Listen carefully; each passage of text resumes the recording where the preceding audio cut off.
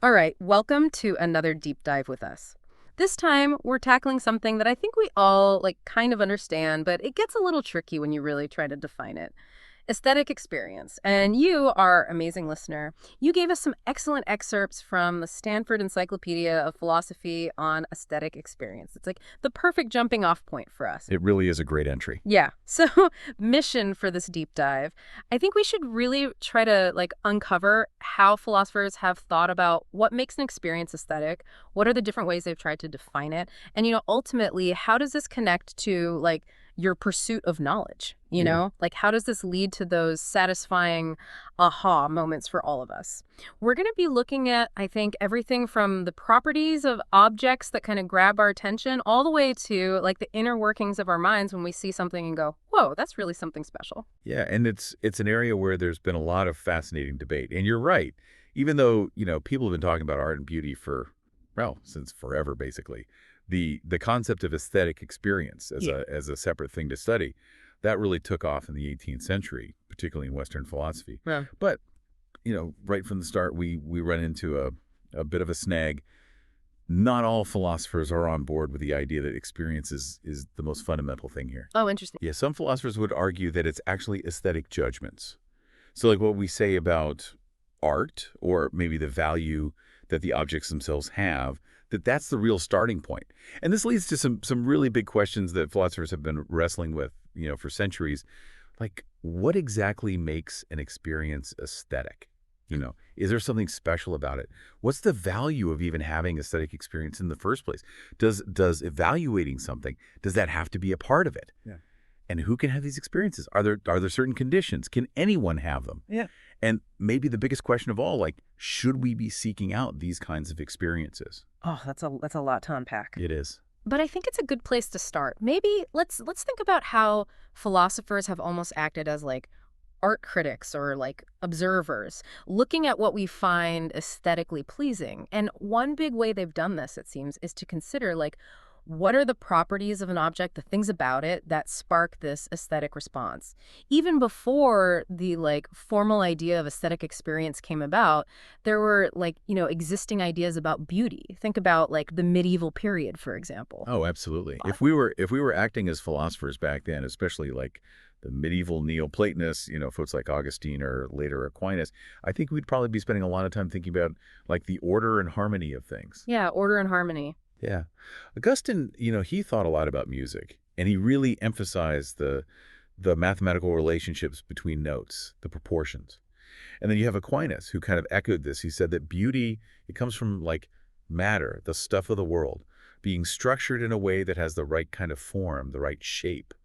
And it pleases us just by seeing that structure, by perceiving it. Yeah. So the big idea here, it seems, is that beauty was often seen as something objective. It's a characteristic of the object. It's built into it, like a blueprint. Right, like a blueprint. Yeah, and this idea of beauty as a built-in formal structure, it carried on into the Renaissance, with thinkers like Alberti.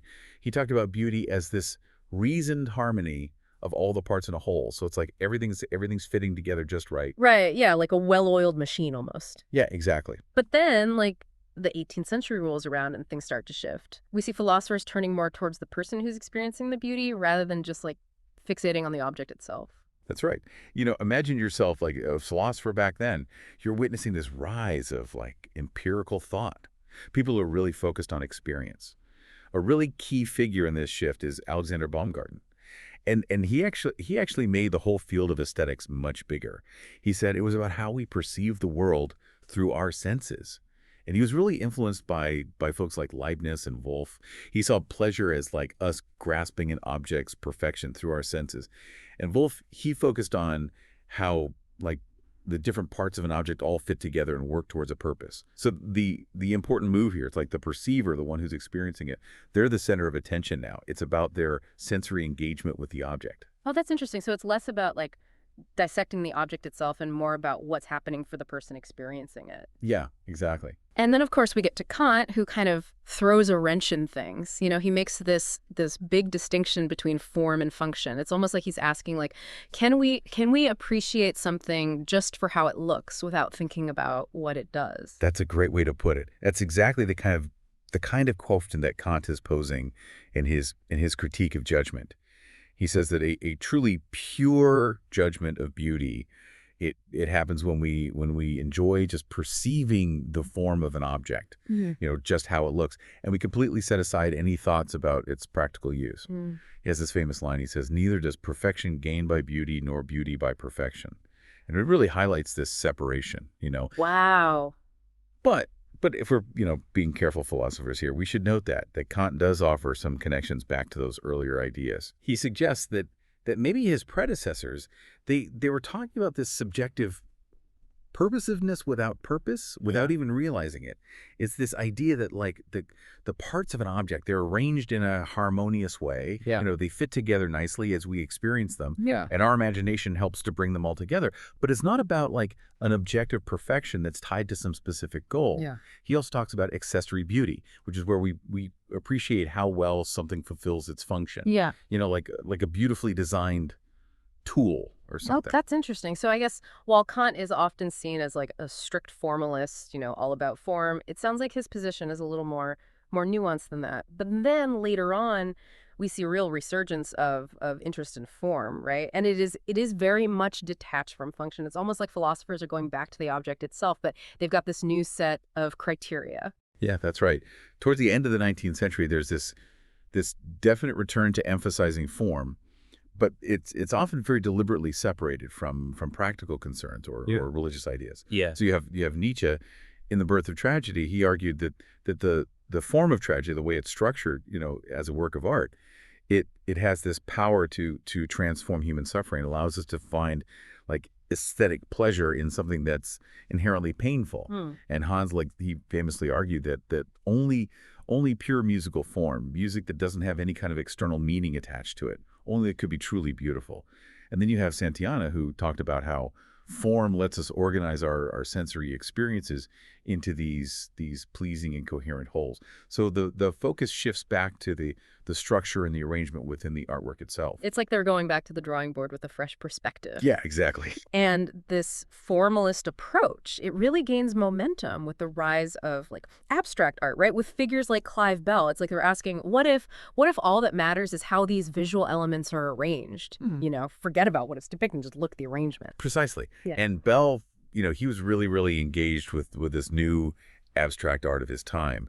He argued that aesthetic experience, it's this direct response to what he calls significant form in visual art. Yeah. And these are specific ways of arranging and combining lines and colors that trigger these unique, very powerful emotional responses in us. He talked about like austere and thrilling raptures, very different from our everyday feelings. Yeah. He famously thought that the representational content of art, like what it's actually a picture of, that was totally irrelevant to this pure aesthetic experience. Oh, wow.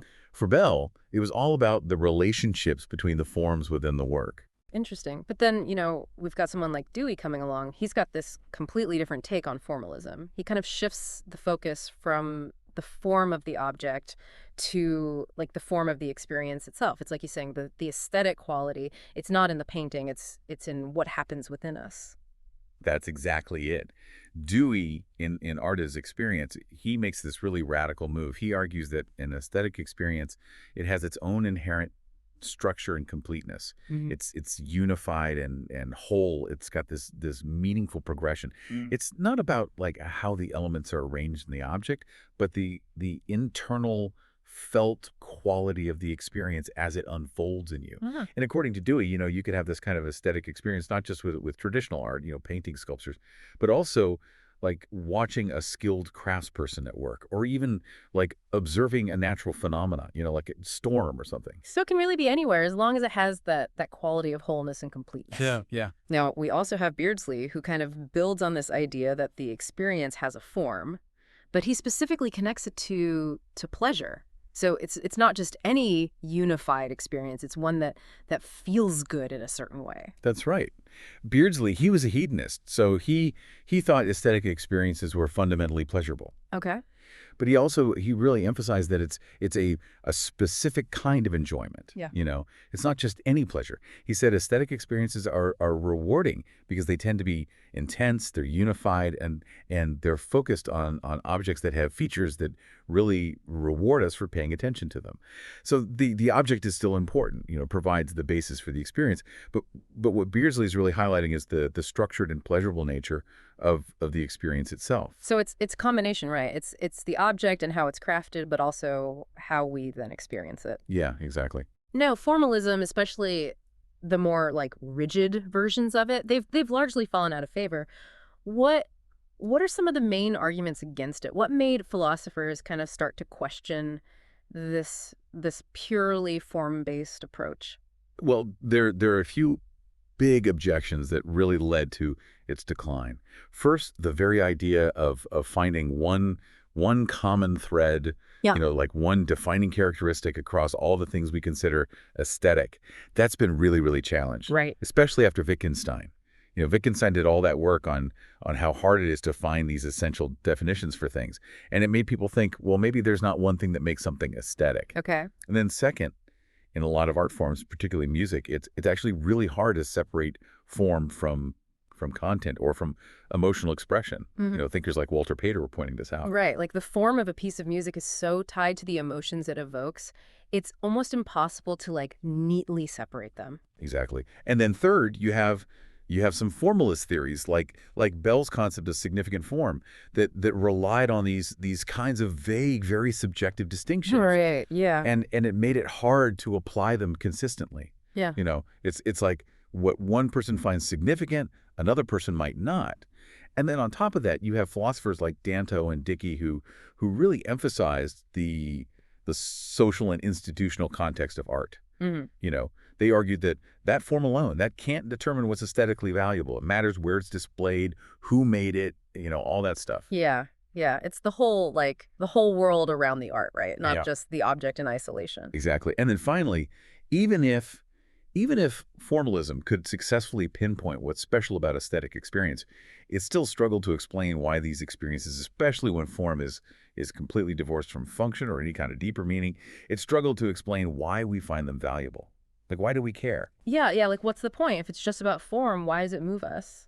So I guess moving away from this focus on form, another really big perspective in aesthetics is all about the power of objects to just like simply please us. This seems like a more like immediate, more universally relatable starting point. It just feels good. It does. And in the 18th century, a lot of philosophers, they started thinking about beauty not as this objective property that's like in objects, but rather as a secondary quality, to use Locke's term. It's a capacity that objects have to produce pleasurable sensations in us through their more fundamental primary qualities. Oh, okay. And the British empiricists, a group of thinkers like Addison, Hutcheson, Burke, and Hume, they mostly subscribe to this way of thinking. I saw beauty as this power to excite these agreeable sensations, or as a quality in bodies that kind of acts on our minds, Right. mechanically to produce pleasure. Okay, so it's almost like a cause and effect relationship. Like the object has this quality and it triggers this feeling of pleasure in us. Yeah, that's the general idea. Now, the sublime, this feeling of like awe and maybe a little bit of fear, that was also understood in kind of similar terms, right? It was about its power to stimulate our minds, our imaginations. Exactly. You have figures like Addison and Burke who viewed the sublime as a form of greatness that kind of gives our imagination this pleasure of trying to grasp something that's vast, something that might even be, ultimately beyond our understanding. Burke specifically emphasized the idea of like a distance terror. You're safe, but you're experiencing something that's terrifying. Yeah. And that can be transformed into a kind of like thrilling delight. Yeah. Mendelssohn described the sublime as something that really grabs our attention and arouses this sweet shudder. Yeah. It expands our imagination. Okay. But it seems like there's some pretty big problems with this power to please view, right? Yeah. What are some of the logical issues that come up if we just define aesthetic value by how much pleasure it gives us? Well, yeah, two main issues emerge. Firstly, if beauty or aesthetic value, if it's just about producing this pleasurable response, then anything that triggers that same response should theoretically have the same aesthetic value. Mm. And this leads to the famous problem of forgeries. Ah, You know, yes. if a really good fake artwork produces the exact same pleasurable sensations as the original, why isn't it considered just as beautiful? Right. Yeah, it's tricky. Like we have this intuition that a real aesthetic experience, it should connect us to something unique and authentic in the object itself. Exactly. And while some philosophers, they might try to argue that the experience and the value can be replicated, most people find that pretty unconvincing. And then the second, maybe the bigger problem is that our individual pleasure in an object, it's often pretty subjective, and its relevance to real aesthetic value is debatable. Mm. Just because someone enjoys something, it doesn't automatically make it beautiful or sublime in a broader sense. Right. And this is where Hume kind of revises his earlier thinking on beauty, and he introduces this concept of a standard of caste, right? It's almost like he's trying to find a more reliable way to judge aesthetic value than just like individual whim. That's exactly it. Hmm. In his later essay, Hume moves towards this idea that what's truly beautiful is what gets consistent approval from what he calls true judges. So these are people who ideally they have like good taste, they're sensitive, they have a lot of experience, and they're not biased. So Uh, so it still ties beauty to subjective experience, but it brings in this really important element of like refined judgment. It's like a foreshadowing of Kant's later emphasis on the idea of a merited response to an aesthetic object. oh, yeah, merit. That's where Kant takes a different approach, right? He suggests that aesthetic pleasure isn't just any pleasure, but it's a pleasure that we feel the object itself somehow deserves. It's much more active and judgment based. You got it. For Kant, the key difference is between the merely agreeable, something that just satisfies our own personal preferences, and the truly beautiful. Hmm. He says that a pure aesthetic experience, it involves this pleasure that we intuitively feel is warranted by the object. It's like the object, it has qualities that call for this pleasurable response. And this is really tied to his idea of the free play of our imagination and understanding, when we appreciate the form of something without thinking about its practical use. Hmm. And because these mental faculties, they're universal, according to Kant, they're in all humans, he argues that aesthetic experience comes with this implicit expectation that everyone should share this feeling of pleasure. Everyone should find this object beautiful. Wow. So it's almost like a moral obligation. Like if something is truly beautiful, we should all be able to recognize it and appreciate it. Yeah, that's a good way to think about it. Now, the sublime for Kant, it also involves this idea of merited pleasure, right? But it's in the context of our minds kind of grappling with and overcoming their limitations when they're faced with something, something huge or super powerful. That's right. The mathematically sublime for Kant, it comes from the pleasure that our reason takes in grasping these concepts like infinity, even if our imagination can't fully picture them. It can't actually like visualize infinity. And the dynamically sublime, that comes from the pleasure we feel in our ability to think rationally and morally, Yeah. even when we're faced with like these overwhelming forces of nature. So in both cases, there's this sense of merited pleasure in the power and resilience of our own It's minds. like our minds rise to the challenge. Yeah, Yeah. exactly. So I guess for Kant, beauty isn't really an objective property in the traditional sense, but it's more about like the power of our universal mental capacities and this idea that certain objects can like elicit and almost deserve specific responses from us. But this idea of an object like deserving a feeling, it's still a little abstract. How can a thing warrant an emotional response? Like it's not a person. Yeah, it's a really tough concept.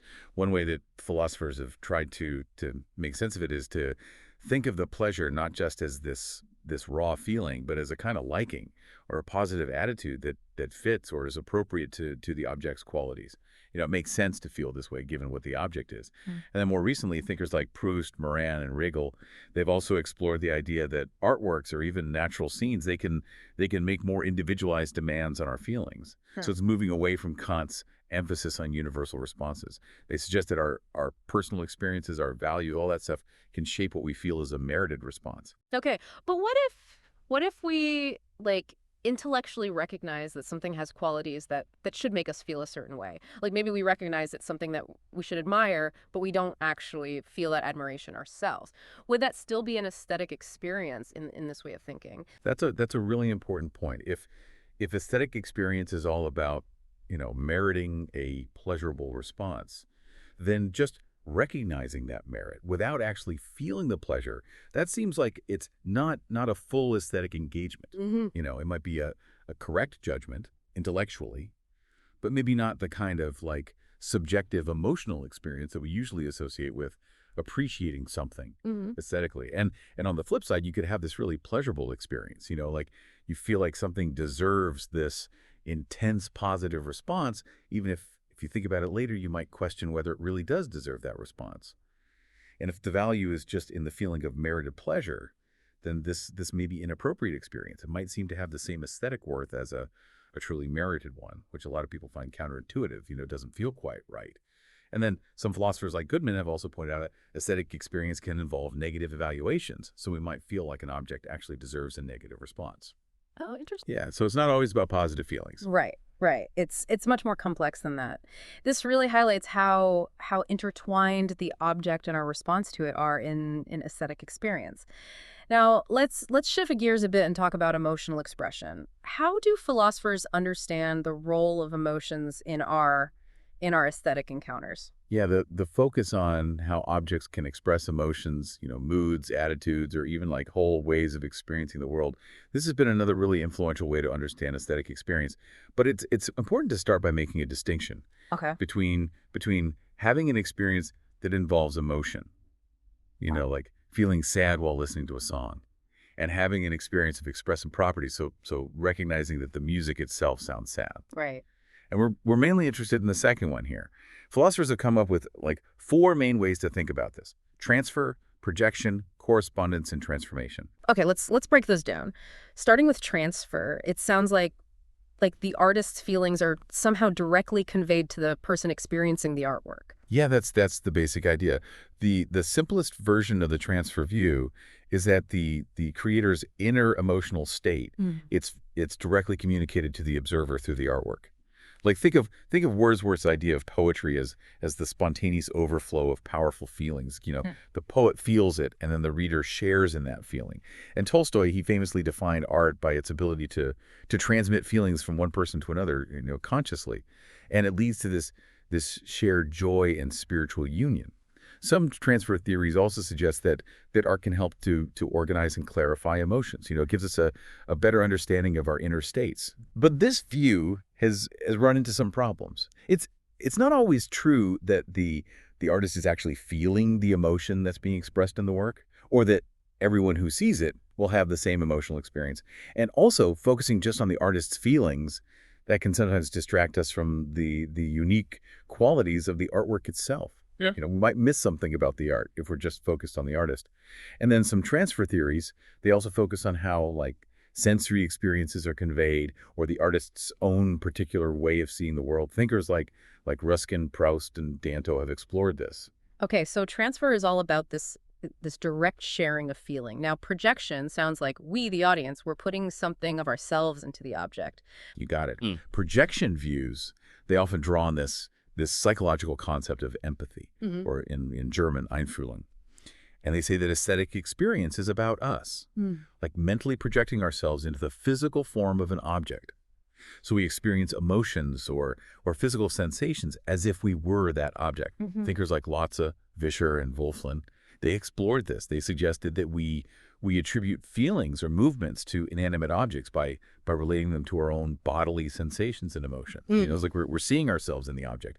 And Lipps even talked about like a feeling of identity with the object. Like you become the object. But these theorists, they often emphasize how beautiful things make this projective identification easier. It's easier to project yourself into something beautiful, and it gives us pleasure through this feeling of liveliness, or like a harmonious bodily resonance. Mm. Now, while the earlier versions of this, they literally talked about like imbuing objects with our emotions, like putting our feelings into them. The more modern versions, they focus on the role of imagination. Like we might imagine ourselves as the character in a piece of music, or we might imagine that our experience of art is like experiencing real emotions. So it's almost like a temporary merging of our inner world and the world of the object. Yeah, that's a good way to put it. Okay, now correspondence, that suggests a kind of like a connection or a mirroring between between the artwork and our inner world, like they're reflecting each other. Right. Right. Correspondence theories say that aesthetic experience is about us understanding the meaning that artworks have because of their apparent parallel to parts of human experience. Yeah. And importantly, this connection, it's felt as such. Okay. So Langer, she argued that art creates these forms of feeling, and it gives us this intellectual satisfaction in seeing how artistic structures can like mirror the patterns of our emotional lives. Hmm. And then Volheim, he viewed art objects as physical manifestations of the artist's inner world. You know, like it's their inner self made physical, and it's expressed through this correspondence to our own inner experience. It's a kind of seeing as that's really tied up with feeling. And Scruton, he also analyzed aesthetic experience in terms of seeing as, Hmm. but he based it on a resemblance between the experience of the artwork and the experience of a particular emotion. Hmm. You know, like the experience of the artwork is like the experience of feeling sad or happy or whatever it is. Yeah. And a key part of these views is that the experience of this correspondence, it's all of the piece. It's not easily separated into like the perceptual part and the expressive part. It's all Mm. blended together. So it's not just like intellectually recognizing a symbol, but actually feeling that connection emotionally. Exactly. Okay, and then finally we have transformation. The feeling itself, it changes through the very act of being expressed or experienced aesthetically. Yeah, the transformation views say that expression in art, it doesn't just like transfer or project existing feelings, but it actually changes their nature. Hmm. You know, thinkers like Bosanquet, Dewey, Croce, and especially Collingwood, they all saw the process of making art as being tied to this transformation. Collingwood, in particular, he argued that expression is this internal process of clarifying our own fuzzy feelings, the ones we don't quite understand yet, and that helps us to understand them better and to free ourselves from them. Yeah. He famously said that expression creates what it expresses, you know, like the act of expressing it actually brings it into being. And for Collingwood, experiencing art is about like reenacting the artist's own process of clarifying and transforming their feelings. Now, the specifics of this transformation, they can be hard to pin down, but this perspective, it's still really important and influential for understanding the emotional power of art. It's fascinating how many different ways philosophers have tried to explain this really intricate relationship between art and human emotion. Yeah, it's a rich area. Now, shifting gears a bit, the sources also point out that aesthetic experience can be linked to our understanding of fundamental metaphysical properties. You know, it's almost like engaging with art can give us insights into the nature of reality itself. This sounds like we're getting into some pretty deep philosophical territory. Oh yeah, we definitely are. This perspective says that aesthetic experience can be a unique way of knowing or becoming acquainted with Yeah. the core aspects of existence. And in this line of thinking, it's been especially prominent in certain philosophical movements. Starting with romanticism, right, where imagination wasn't just like a frivolous thing, it was seen as a way to access like deeper truths about the world. Exactly. The romantic thinkers like Coleridge, they saw imagination not just as a way to make up fantasy images, but as this crucial source of knowledge, even knowledge of the spiritual foundations of reality. Mm. Holderlin, he believed that aesthetic experience could lead to this sense of inner unity that mirrored the fundamental unity of the world spirit. You Mm. know, like you become one with the universe, and there was a real reverence for ancient Greek art. You know, they saw it as having achieved this kind of objectivity through its beauty, and Keats' famous lines, "Beauty is truth, truth beauty," that really captures this idea. The Romantics, they often saw aesthetic experience as offering this direct, intuitive acquaintance with the absolute. You know, like this concrete individual work that reflects the unified spirit of the universe. And they contrasted this with the more abstract conceptual understanding that you get through reason alone. Yeah. But they also often express this sense that there are limits to how much we can really grasp this ultimate reality. You know, we can get a glimpse, but we can't fully understand it. Right. Yeah. It's like we're always striving for this deeper understanding, but we're never quite able to fully reach it. Yeah, that's a good way to put it.